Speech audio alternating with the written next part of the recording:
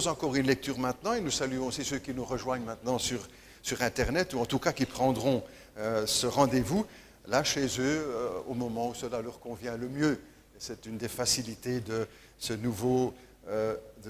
nouvelle activité dans l'Église et je crois que plusieurs en profitent. On reçoit de temps en temps des retours. On dit, voilà, j'ai suivi le culte où je suis là toutes les semaines pour reprendre cela sur Internet. Que ces chers amis soient en tout cas bénis ainsi que nous ce dimanche matin. Je vous propose donc encore un texte dans la Bible, dans l'Épître aux Hébreux, à la fin presque à la fin de la Bible, dans l'Épître aux Hébreux au chapitre 11.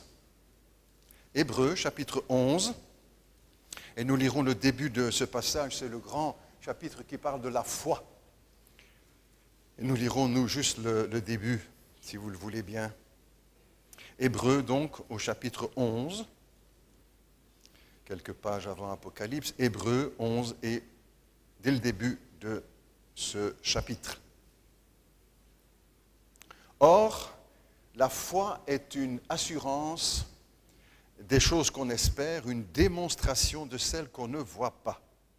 Et pour l'avoir possédée, donc cette foi, pour l'avoir possédée, les anciens ont obtenu un témoignage favorable.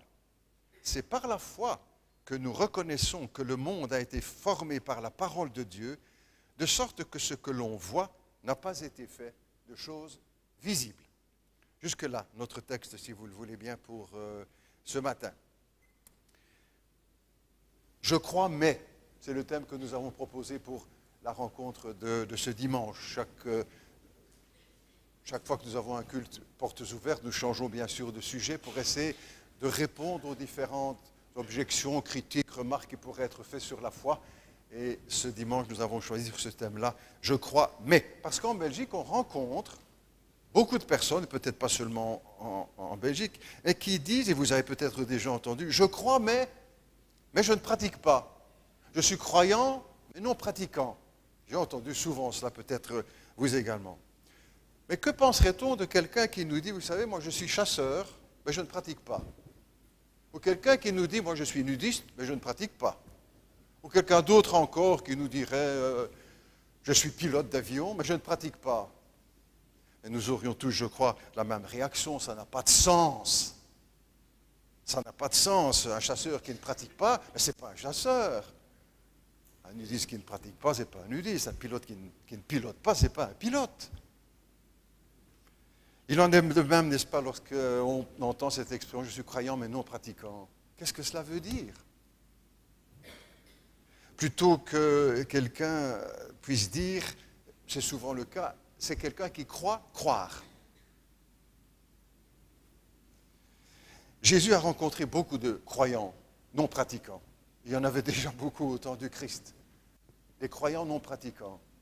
À qui Jésus a dit, entre autres, faites ce qui les écoute, faites ce qu'ils disent, mais pas ce qu'ils font. Parce qu'ils disent et ne font pas. Ils disent, mais ne pratiquent pas, ne vivent pas ce qu'ils croient. Jésus leur a parlé à plusieurs reprises. La Bible nous dit aussi d'ailleurs que la foi, sans les œuvres, est morte. Elle n'existe pas. La foi, elle se traduit par des actes. Elle se concrétise dans la pratique de la foi. La foi se concrétise, elle s'incarne. Ce n'est pas une abstraction, la foi, même s'il y a une dimension spirituelle que l'on ne sait pas mesurer. La foi, ce n'est pas que de l'abstrait ou du spirituel. Elle se traduira donc dans les actes. Je vous rapporte un témoignage. Il y a quelques années, nous étions dans notre famille, une famille éloignée, des petits cousins, mais enfin, on était invités là pour partager un repas. Il y avait une bonne ambiance, un bon repas, bien sûr, du bon vin. On parlait de tout et de rien, on rit, on échange des nouvelles, bien sûr. Et puis, on parle un peu religion, parce que quand même, le pasteur est là, donc on va quand même parler un peu de cela. Et puis, dans l'ensemble, moi, je ne faisais pas une enquête. J'étais avec eux, j'attends qu'on ouvre la porte. Si on n'ouvre pas, je ne dis rien. Et puis, en parlant brusquement, chacun donne un petit peu son avis, mais dans l'ensemble, c'était tous des croyants non pratiquants. Je le savais bien, mais bon, tous croyants non pratiquants. Et puis, à un moment donné, un des invités, là, un des petits cousins, a dit, mais en fait, on est fainéant, je vous dis comme je l'ai entendu, on est fainéant et on s'en fout. Bravo. Bravo, parce que c'était beaucoup plus honnête que toutes les excuses qu'on essaie d'avancer, croyants mais non pratiquants. Non, il y a autre chose derrière. Mais dans les milieux, ça ne m'a pas choqué, n'est-ce pas? Je dis aussi, j'ai un peu l'habitude d'entendre beaucoup de choses et je respecte aussi la vie des uns et des autres. Et nous tous, en tant que chrétiens, c'est l'attitude que nous devons avoir. On n'est pas là pour juger les autres, on écoute et puis on vit dans la tolérance parce que la foi doit toujours être tolérante. Mais dans les milieux protestants évangéliques, comme le nôtre et d'autres encore dans le monde, nous préférons le mot vivre plutôt que le mot pratiquer. On vit sa foi. Nous ne pratiquons pas une religion. Ainsi, si on nous pose la question, mais est-ce que vous pratiquez votre religion? Beaucoup d'entre nous, je dirais aussi avec eux, non, je ne pratique pas une religion. Je vis avec Jésus-Christ. Nous vivons en communion avec le Seigneur, chaque moment, chaque instant, pas seulement le dimanche matin ou quand on est à genoux, toute la journée, dans cette relation de communion avec c'est vivre. Ce n'est pas du domaine de la pratique, comme on pourrait l'entendre. C'est ça, en quelque sorte, la vraie définition du chrétien. C'est quelqu'un qui vit avec Jésus-Christ, qui vit avec le Seigneur, en communion avec le Seigneur Jésus. Pratiquer a quand même une connotation un peu négative. Ça fait penser au devoir, à l'obligation. Il faut pratiquer, il faut ceci, il faut cela. Ça a le goût aussi de la contrainte. Vivre, par contre, c'est beaucoup plus positif. Avec la dimension, on pourrait dire, de liberté et de choix. Je viens parce que j'ai choisi de venir. Je ne viens pas parce que je suis obligé de pratiquer ma religion. Je viens par choix, par plaisir. Personne ici ne dira, moi je viens par obligation. Et dans le monde entier, là où d'autres chrétiens se réunissent, ils viennent par plaisir, par choix. Pour ces rencontres et puis pour beaucoup d'autres choses de la vie chrétienne. Dans notre pays, n'est-ce pas, beaucoup de personnes ne comprennent pas parce qu'on leur a dit qu'il faut pratiquer, on ne leur a pas dit qu'il faut vivre avec Jésus-Christ. On ne leur a pas dit la joie qu'il y a de vivre avec Jésus-Christ, de lire sa parole, de lire la Bible, de lui parler dans la prière, de le chanter, de vivre dans la foi, de partager nos biens. Pas pour pratiquer, mais pour vivre. De se rassembler avec les chrétiens, de l'adorer comme on a fait ce matin aussi, de témoigner de notre foi. Ce n'est pas une obligation, une menace qui est derrière nous. Il faut que je parle. Non, c'est quelque chose qui vient de nous.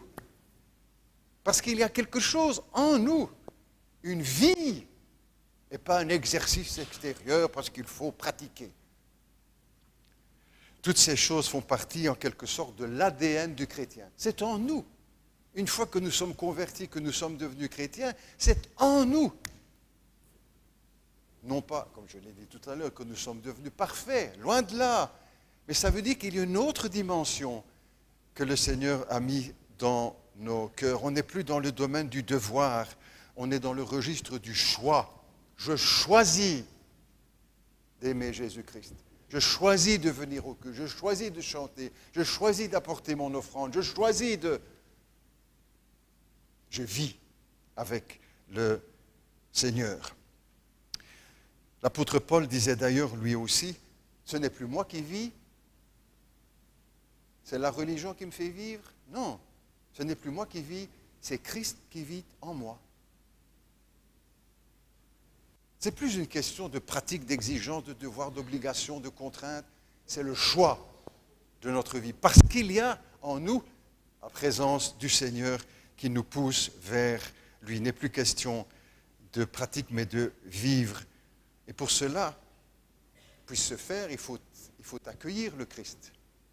Il faut le recevoir. Si on le laisse en dehors de notre vie, rien ne change. Et il attend que nous puissions lui ouvrir la porte de notre cœur. Il n'a jamais forcé une porte, violé une conscience. Il attend avec ce très beau texte de l'Écriture, il se tient à la porte et il frappe. Il est à l'extérieur de nos vies. Il veut entrer dans votre vie, dans votre cœur, dans votre maison, dans votre foyer, dans vos pensées. Ce n'est plus moi qui vis, c'est Christ qui vit en moi. Voilà où Dieu veut être. Dans notre cœur.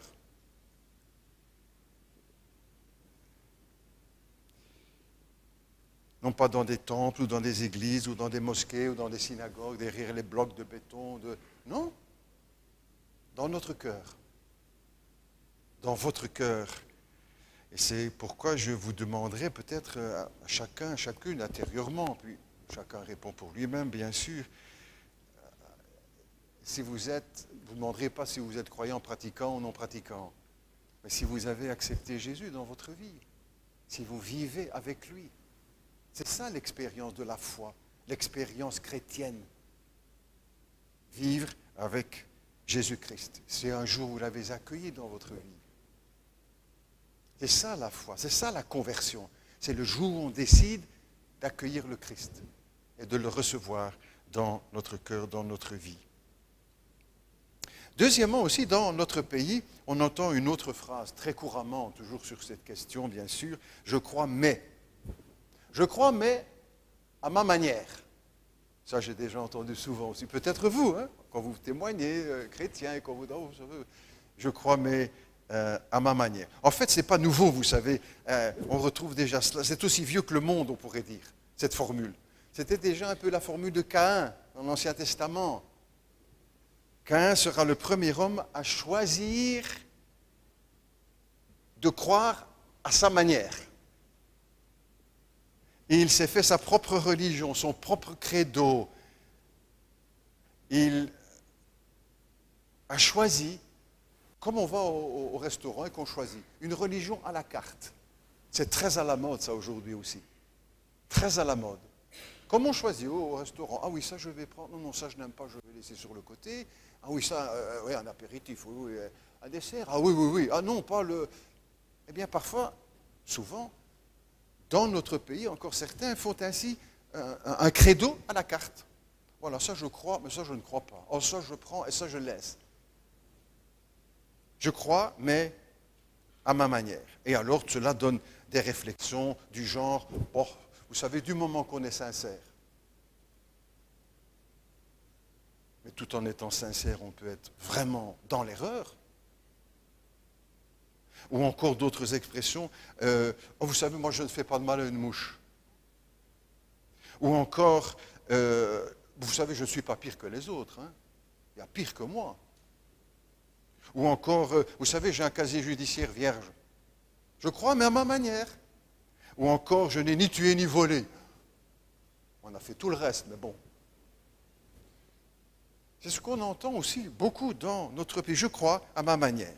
C'est un peu aussi cette situation que l'on retrouve d'une autre façon, en autre dimension, dans l'Ancien Testament avec le peuple d'Israël. Ils viennent de sortir d'Égypte sous la conduite de Moïse, que Dieu a appelé.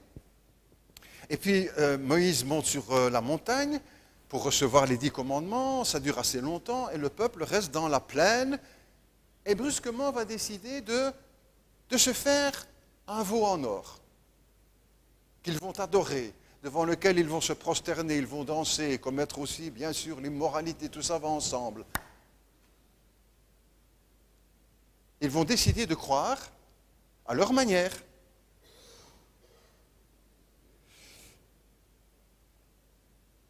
Ils venaient de se faire une religion à la carte. Croire en Dieu, mais à leur manière. Il y a d'autres exemples, n'est-ce pas, plus près de nous. Lors de la Deuxième Guerre mondiale, au procès de Nuremberg, plusieurs chefs nazis ont été jugés et condamnés. Petite remarque en parenthèse, ils ont tous plaidé non coupables, sauf un. Tous non coupables. On avait défilé les monstruosités qui étaient preuves devant leurs yeux, aucun n'était plaidé coupable. Quelques années après aussi, un autre criminel nazi a été arrêté, il a été jugé en Israël, Adolf Eichmann. Et avant son exécution, il a reçu la visite de l'aumônier, déjà avant aussi, mais bref, il a reçu la visite de l'aumônier à qui il a dit ceci. Eichmann, Adolphe Eichmann. Je crois en un Dieu qui ne juge pas le péché et qui ne condamne personne. Ça veut dire quoi? Mais même chose. Je crois, mais à ma manière. Je me suis fait ma petite religion avec ce que je crois, ce que je ne crois pas. Ce criminel nazi qui avait sur sa conscience des milliers de morts, millions peut-être, s'était forgé une religion à lui, à sa manière. Un Dieu sur mesure. Mais plus près de nous aussi, encore de ces situations qu'on retrouve dans l'actualité. J'ai lu ici que l'ex-ministre CDA Joël Milquet disait ceci dans un interview, donc c'est public, je ne révèle rien. Elle dit ceci: « Je ne suis pas athée et je ne suis pas non plus complètement croyante. Je n'ai aucune certitude avérée, je suis une agnostique positive. » C'est comme si on posait la question à quelqu'un de dire « Mais vous êtes marié ?» Il répond « Non, moi je suis célibataire, je ne suis pas complètement marié. » Vous dites « Mais ce n'est pas possible. » Voilà tant d'exemples qui illustrent cette formule « Je crois, mais à ma manière ». D'autres exemples encore, j'ai lu ici tout récemment des articles qu'on me passe, l'ancien ministre aussi, Philippe Maystadt, qui disait « Après la mort, il n'y a rien. C'est ce qui me rend serein. » À la carte. Comment sait-il qu'il n'y a plus rien après la mort? Qui lui a dit qu'il n'y a plus rien après la mort? Et il serait précieux de se souvenir que Jésus-Christ a dit le contraire, qu'il y a quelque chose après la mort, que la mort ce n'est pas la fin de la vie, à moins que M. Maystadt s'y connaît mieux que Jésus-Christ. Je crois, mais à ma manière. Une autre anecdote bien vraie qui illustre tout cela et qui nous ramène les uns et les autres sur le terrain que l'on connaît. En sortant de la résidence Brichard, il y a quelques semaines, c'est une maison de repos où je vais avec quelques amis de l'église et puis d'autres de la résidence qui sont là présents, des personnes du 3e âge et du 4e. En sortant, à la fin de la réunion, je salue deux personnes qui étaient là dehors, une dame qui était sur un fauteuil roulant et un monsieur à côté, je crois, qui fumait. Je leur dis bonjour et la dame me dit « Ah, mais moi je ne dis pas bonjour aux prêtres et aux curés. » Je lui dis « Madame, ben justement, moi je ne suis pas curé ni prêtre. » Ben, c'est la même chose qu'elle me dit. Je suis pasteur. Ils ont dit ben, « C'est la même chose qu'elle me dit. » Gentiment, c'était très convivial là, à l'entrée, à la sortie voilà. C'est la même chose. Ben, je lui dis non, c'est pas du tout la même chose, pasteur. Oh, mais après elle ajoute, oh, mais moi vous savez, je ne crois pas en tout ça. Si Dieu existe, il n'y aurait pas tant de guerres, de malheurs et de malades. Je lui réponds, mais gentiment, toujours, on dialogue, là, c'est presque, je ne vais pas dire à la rigolade, mais quand même.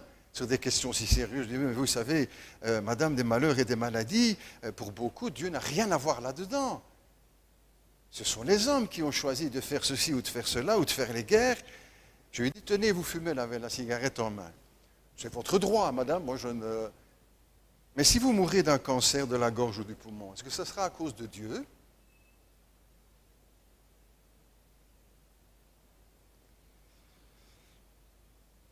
Alors elle me répond, « Ah, mais vous savez, ceux qui boivent, c'est encore pire que j'ai bien aimé.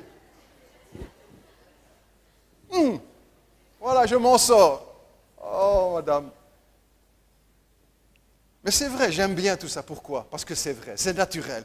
C'est ce que les gens vivent et pensent. Et c'est bien quand ça sort, parce qu'à l'autre, ah, voilà. Ah, mais ceux qui boivent, c'est pire. Et puis, en continuant, je dis, ah, mais je vois que vous avez une croix. Elle avait une croix en médaille à son cou. Ah oui, qu'elle me dit, ça j'y crois. Elle prenant la chaîne et la croix dans sa main, ça j'y crois. Donc je dis, vous croyez en Dieu et en Jésus? Oui, oui, oui, mais pas aux prêtres et aux curés, qu'elle me redit. Je lui ai dit, mais madame, vous êtes un peu comme Victor Hugo, qui disait, je crois en Dieu, mais pas en son Église. À sa manière. Question, de quelle manière faut-il croire? Parce que c'est ça aussi De quelle manière faut-il croire? Quelle est la bonne manière de croire? Celle des protestants, celle des catholiques, des orthodoxes, des juifs, des musulmans? Ici, nous répondons qu'il n'y a qu'une seule réponse. C'est croire ce que Jésus-Christ a dit, enseigné et fait. C'est ça la réponse. Peut-être certains diront, il va sûrement dire que c'est les protestants. Non, je ne vais pas faire de là pour la publicité pour les protestants. C'est Jésus-Christ qui est au centre de ce que nous croyons, de notre foi. Et pas seulement des choses qu'on va choisir à notre manière, mais notre foi que l'on va conformer à ce que Jésus-Christ a dit, à ce qu'il a enseigné, à ce qu'il a fait. Jésus-Christ nous a enseigné dans sa parole, nos invitations à lire la Bible, à réfléchir. Beaucoup de gens aujourd'hui ne veulent plus réfléchir. Et surtout pas sur cette question, on va dire, religieuse. On peut parler de tout, ça on peut encore s'arranger, mais sur les questions religieuses, là non. Ça fait partie de... Certains répondent, quand on est privé, on ne peut pas en parler. Mais pourquoi? Pourquoi c'est interdit? Pourquoi peut-on parler de tout, sauf de ça?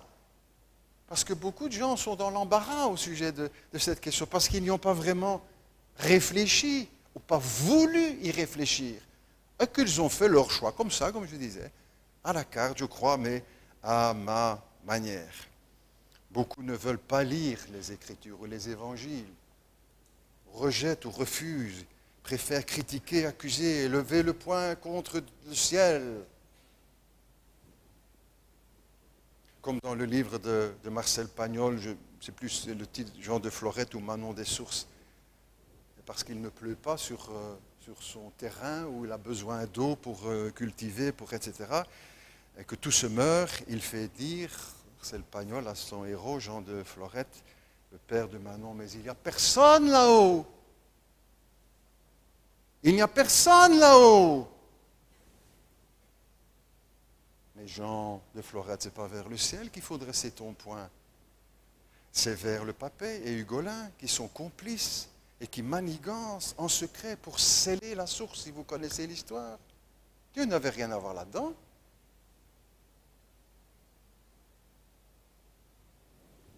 Il y a un moment où il faut quand même aussi réfléchir sur notre vie, sur notre avenir, sur ce que le Christ a dit, sérieusement. Et pour nous amener peut-être à ne plus lever le poing comme ça vers Dieu à toute occasion, alors qu'il n'a rien à voir là-dedans, que c'est souvent le choix qui a été fait par les uns et par les autres, et que Dieu respecte cette liberté.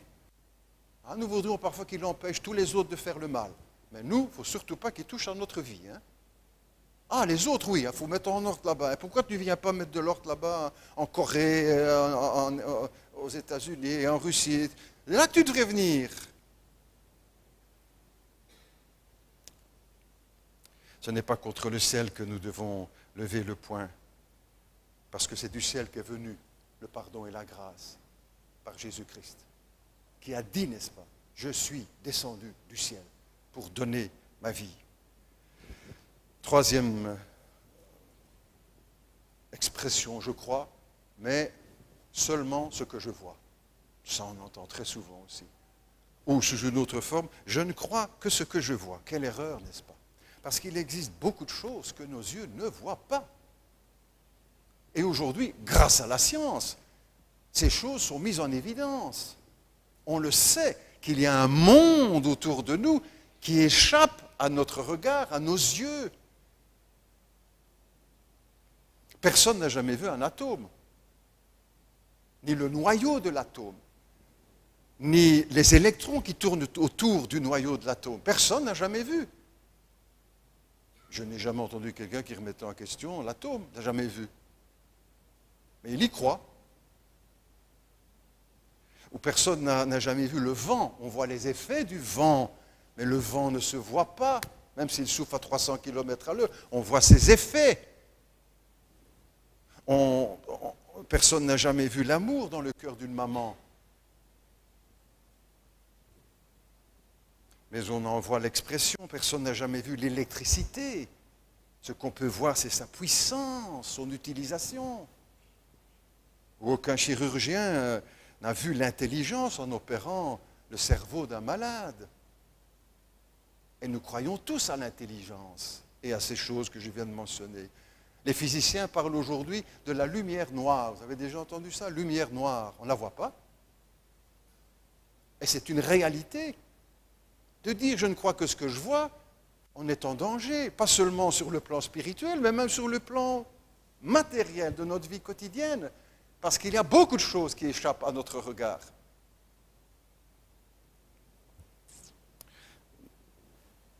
On parle aussi, les physiciens parlent aujourd'hui de l'antimatière.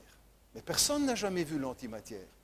Et pourtant, il semble que ça devient une réalité concrète pour les physiciens du monde entier. On n'a jamais vu.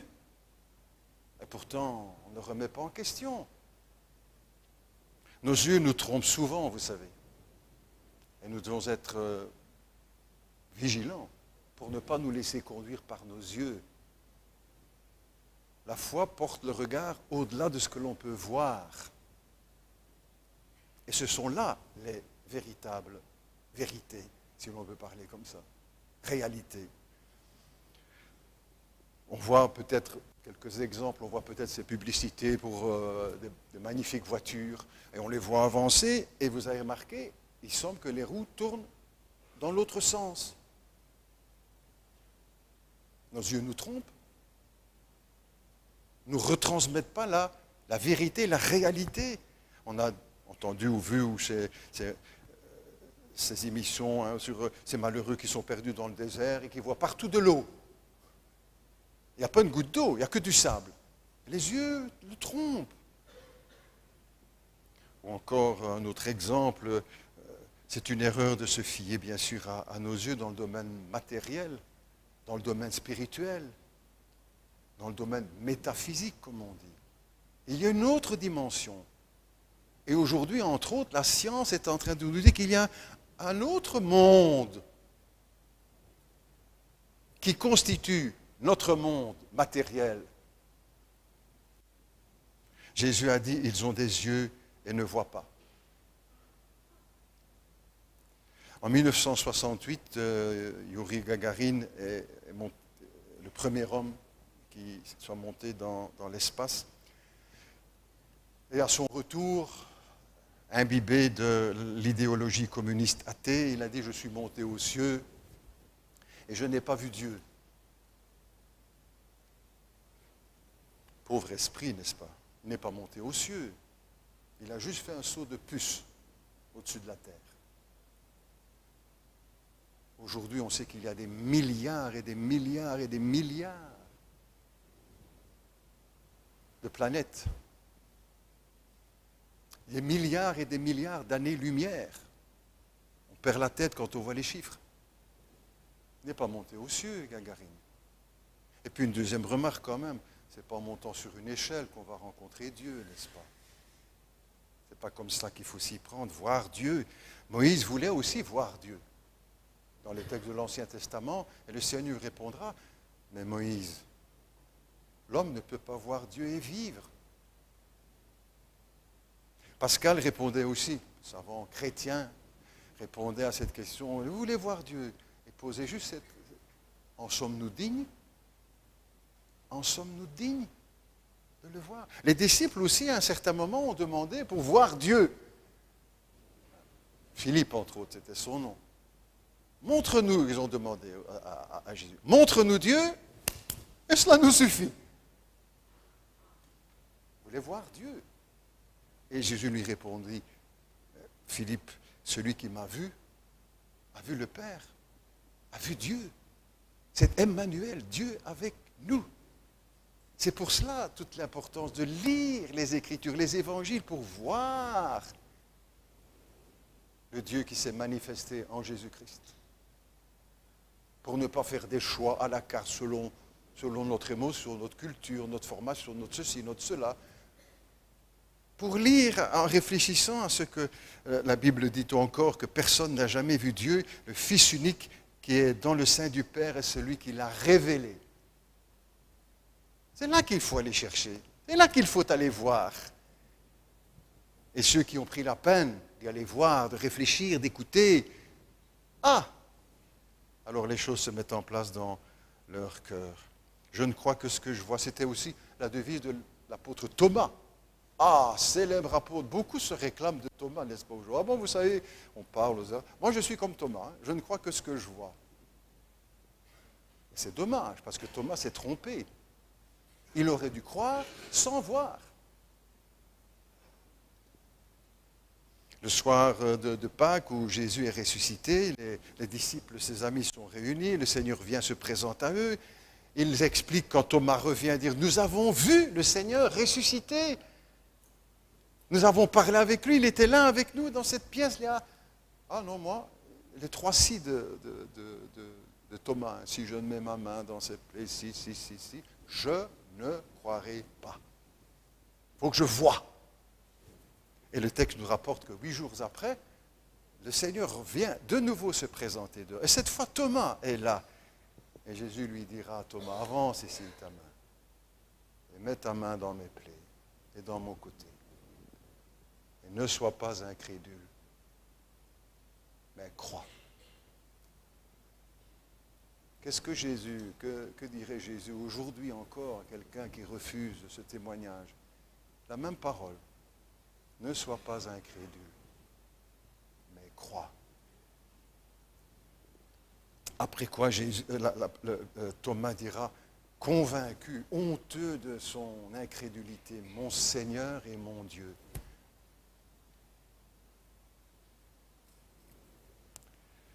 Et Jésus lui dira,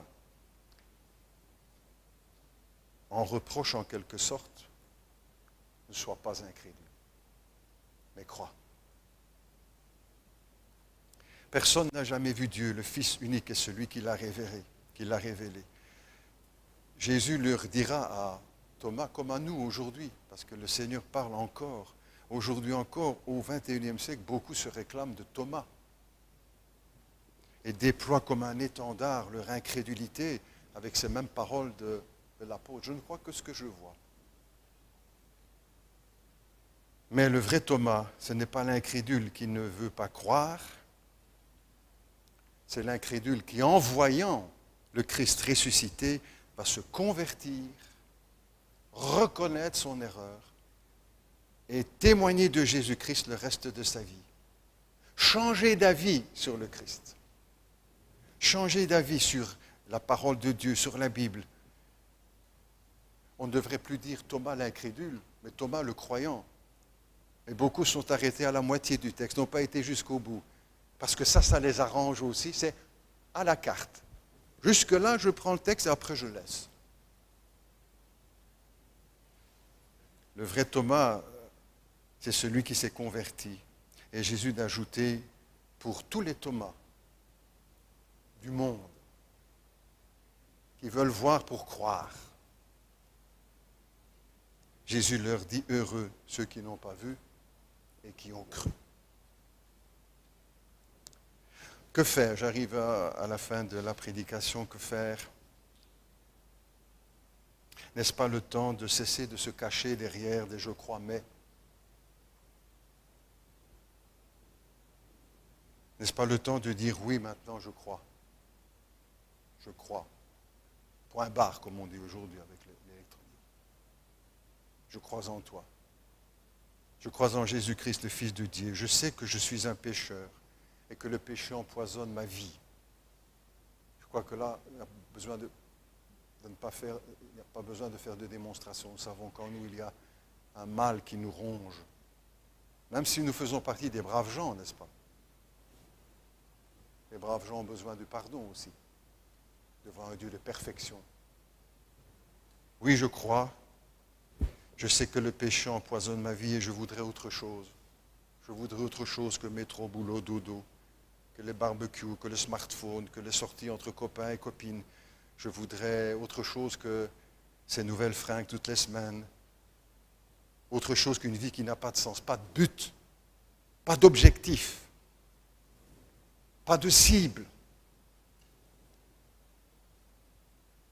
Une vie non pas avec une religion, mais avec un sauveur.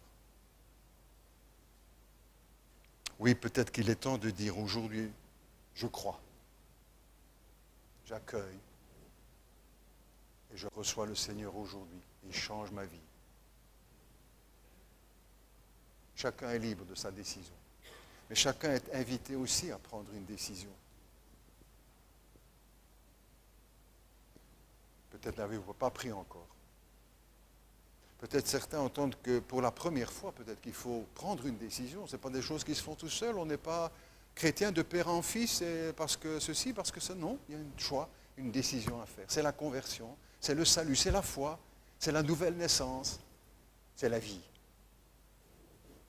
Peut-être à vous aujourd'hui de répondre, non pas à nous, aux protestants, mais à Jésus-Christ, qui vous aime, qui est mort à la croix du calvaire pour vos péchés, qui est ressuscité et qui veut vous convaincre de venir à lui. Aujourd'hui, comme dit la parole, si vous entendez sa voix, n'endurcissez pas votre cœur. Plus on attend, plus le cœur s'endurcit et plus il est difficile de se laisser convaincre. Nous prions ensemble, si vous le voulez. Notre Dieu, notre Père, nous te remercions pour ta parole, nous te remercions pour Jésus-Christ, bien sûr, notre Seigneur, pour tout ce qu'il a changé dans nos vies, tout ce qu'il a apporté, tout ce qu'il a ôté également de nos vies. Merci parce que nous pouvons vivre avec lui. Parce que nous avons mis de côté, pour la plupart, c'est « je crois, mais ». Peut-être en ayant commencé comme ça les uns et les autres, avec des « je crois, mais ». Et puis un jour, la vraie décision, la conversion, la nouvelle naissance, le salut, l'accueil de Jésus-Christ dans nos vies, dans notre cœur, pour tout changer. Pour tout changer. Père Céleste, nous te prions pour celui ou celles qui sont parmi nous ce matin, qui ne sont pas encore à Jésus-Christ, qui sont peut-être tout certainement de braves personnes, et qui ont besoin quand même d'un sauveur. Parce que tous nous avons péché. Et tous nous avons besoin du pardon de Dieu. Il nous l'offre. C'est la bonne nouvelle de l'Évangile, gratuitement. Je ne devrais pas gagner mon pardon, payer le prix de mes péchés. C'est Dieu lui-même qui l'a payé à la croix de Golgotha. Il n'y a donc maintenant plus aucune condamnation pour ceux qui sont en Jésus-Christ. Il n'est jamais dit pour ceux qui sont protestants. Pour ceux qui sont en Jésus-Christ. Père Céleste, nous te prions pour celui ou celle qui est parmi nous et qui ce matin est prêt à venir ou que tu as préparé pour ce moment et qui aujourd'hui prend sa décision. Peut-être avec ces mots, si ces mots vous conviennent, dans votre prière intérieure, bien sûr, pas besoin de le dire à haute voix. Mon Dieu, ce matin, je m'approche de toi à petits pas. Aujourd'hui, je crois en toi, je prends ma décision et je veux te suivre avec fidélité. Merci de transformer ma vie, de pardonner mes péchés. Merci de transformer de pardonner mes péchés, de me donner cette vie nouvelle en Jésus-Christ. Nouveaux buts, nouveaux objectifs, nouveaux moyens, nouvelles ressources, nouveaux objectifs, nouvelles pensées, nouvelles actions, nouveaux choix, nouvelles décisions. Père Céleste, que ton œuvre se fasse dans nos cœurs par la parole qui a été annoncée et par l'Esprit Saint qui est venu. Que personne, Seigneur, ce matin ne résiste à ton appel. Que ce serait dommage d'être venu si près, d'avoir entendu, d'avoir répondu à l'invitation, d'être là, d'entendre et de rejeter encore le Seigneur Jésus. Nous te prions ensemble, en son nom, pour que ton œuvre se fasse au milieu de nous, pour notre bien, notre bonheur et pour ta gloire. Au nom de Jésus, Père Céleste, nous te prions. Amen.